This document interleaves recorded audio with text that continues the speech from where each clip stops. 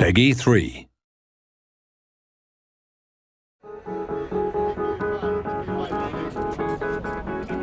Hi and welcome to the next Formula 1 2010 Dev Diary.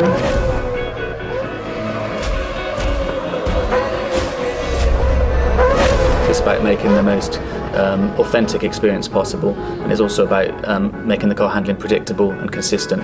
I think there's huge interest in terms of the balance that we have for arcade or simulation handling, and personally my preference has always been to go down the simulation path. You can make a realistic sim easier to play for somebody, but it's very, very difficult to take an arcade handling system and make that appeal to the people that prefer the simulation handling.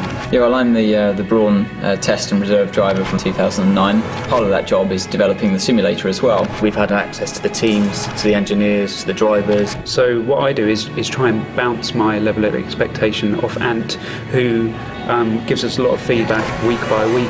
The onboard footage, when you see on TV, they always look incredibly easy to drive. When you're inside the cars, they're so much more twitchy and nervous. That's one thing that's incredibly hard to get right unless you've got someone that's actually driven these cars, especially in the slow speed corners where you have no downforce. As soon as you get them up to high speed, they work in a completely different range. We do want a very simulation experience. You've got the inclusion of aero, which changes the handling of the car completely. We're tailoring the car handling to a very different market, to that Dirt 2 and Grid. They're very different cars, very different handling. It's not just about lapping the circuit, it's about being able to be consistent. The fans of F1 are very passionate and very knowledgeable, and we want to feed them the most authentic experience. And I think it's very important not to blunt the experience of driving a Formula 1 car, but when you start applying the driving aids, to kind of make it accessible without losing the fun parts. You want to make it to the point where it's just playable to enjoy, but also to be reasonably difficult as well. You can find that point where it's exciting, you're consistent, it's about feeling as though you're that hero driver. We've got the real world numbers. We want the players to experience everything that the driver experiences.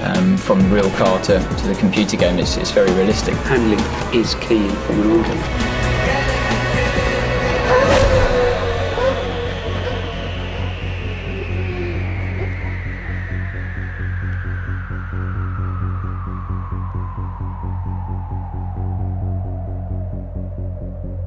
You got the fear.